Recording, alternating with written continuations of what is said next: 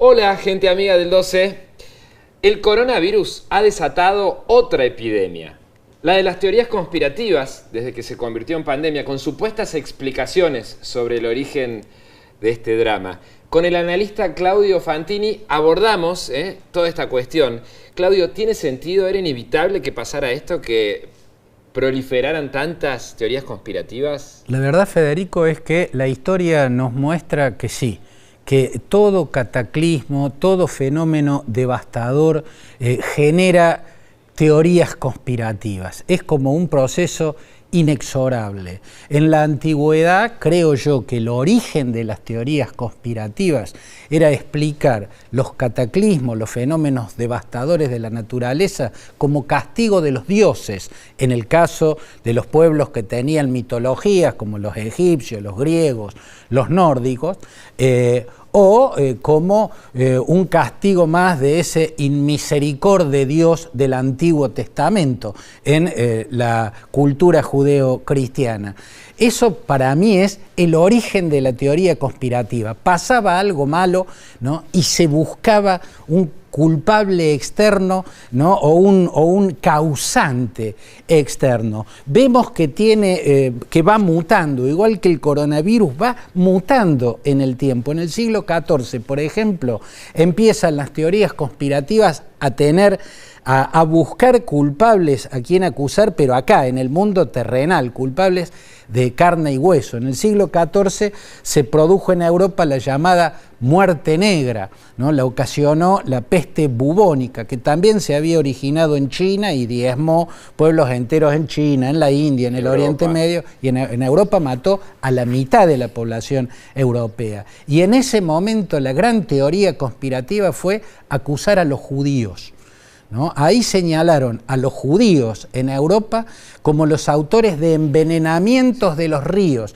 y que eso había producido el fenómeno de la muerte negra. Después, más acá en el tiempo, vamos a ver la irrupción de las teorías conspirativas con basamento lógico en la Guerra Fría. La Guerra Fría, la gran confrontación este-oeste entre el bloque occidental liderado por Estados Unidos y Europa Occidental y el bloque liderado por la Unión Soviética, prácticamente, Federico, no había acontecimiento dramático que no ocurriera a uno u otro lado de la cortina de hierro que no tuviera una explicación conspirativa. En una conspiración, en una confabulación siniestra. Todo lo malo que ocurría del lado oriental de la cortina de hierro tenía como autor seguramente a la CIA, al MI5 o al MI6 británico, y lo mismo se hacía en el bloque occidental. Todo lo terrible que pudiera pasar seguramente había sido lucubrado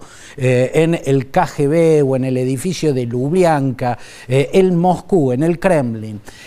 Luego podemos ver más cerca en el tiempo cuando ocurrió el 11S, cuando los aviones se incrustaron en las Torres Gemelas y en el Pentágono.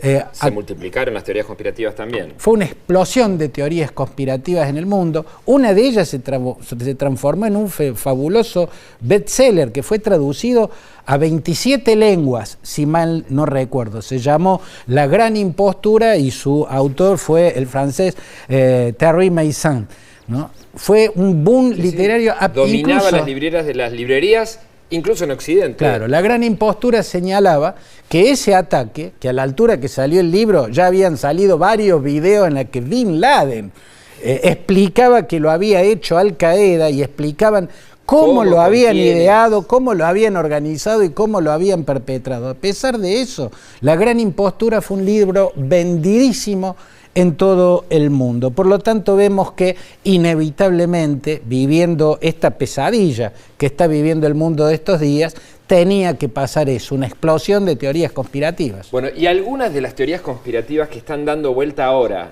en la crisis del coronavirus, ¿tiene alguna lógica, no demostrada por supuesto, pero tiene algún elemento que no sea descabellado, alguna base, llamémosle, medianamente racional? Bueno, algunas, Federico, se parecen a la de los tiempos de la Guerra Fría. ¿no? Que tenían una lógica. Una vez hubo se podrían las plantaciones de papa en Alemania Oriental, en la RDA, por entonces existente Alemania comunista, ¿no? Y se explicó que en un laboratorio norteamericano la CIA había hecho desarrollar el elemento químico que le produjo la pérdida de cosechas enteras de papa. No dejaba de tener lógica, aunque asidero. fuese, claro, o sea, no era absolutamente descabellado, como echarle la culpa a los judíos en el siglo XIV por la peste bubónica. No era tan absurda, o como tomar las cosas como castigo de los dioses mitológicos, o como una de las tantas iras del inmisericordia de Dios del Antiguo Testamento. Esto tiene alguna lógica, y actualmente hay una que a mí me llama la atención, Federico, porque está teniendo el aval del gobierno chino.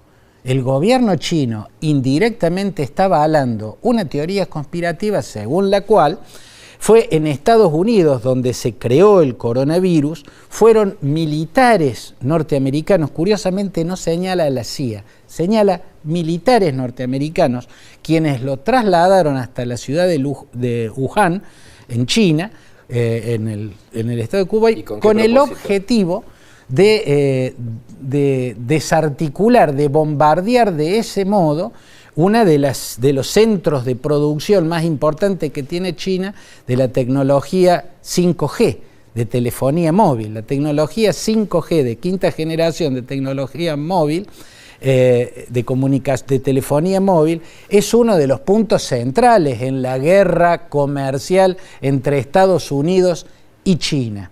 Y China está indirectamente dándole el aval a esta teoría.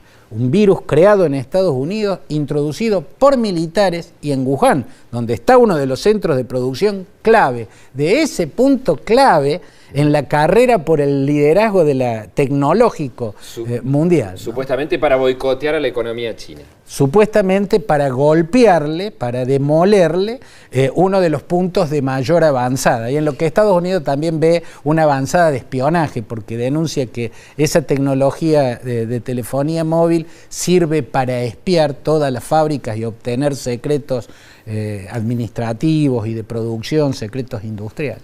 Bueno, ¿y qué otra teoría conspirativa hay dando vueltas que podríamos señalar como con al menos algún elemento que le da un matiz de cierta lógica?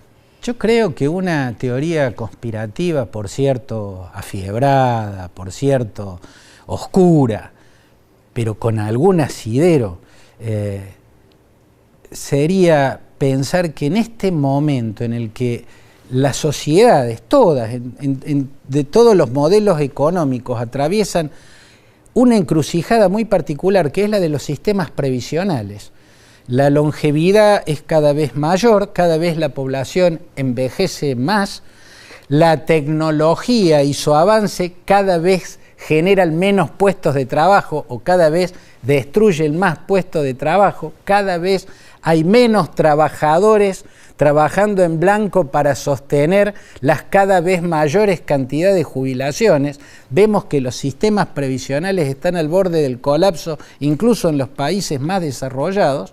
Las sociedades se resisten a los intentos de los gobiernos de alejar la edad de jubilación, de prolongar la edad laboral, y justo aparece un virus que resolvería, o al menos aliviaría temporalmente, el sistema previsional que está al borde del colapso prácticamente en todo el mundo. Porque de algún tiene la modo, gente mayor como su principal víctima. Porque tiene la gente mayor como su principal víctima. O sea, reduciría la franja de la sociedad que precisamente está produciendo este cuello de botella en los sistemas previsionales. A mí me hace acordar, para explicar que no deja de ser una teoría conspirativa, una teoría absolutamente alucinada, me hace acordar a la novela de Bioy Casares que se llamó El diario de la guerra del cerdo, en la cual el personaje, que era un hombre mayor y se llamaba Isidro Vidal, un día amanece en un mundo en el que los jóvenes querían matar a los viejos. Claudio, un gusto, un placer como siempre. El gusto ha sido mío, Federico. Gente amiga del 12, nos reencontramos en cualquier momento.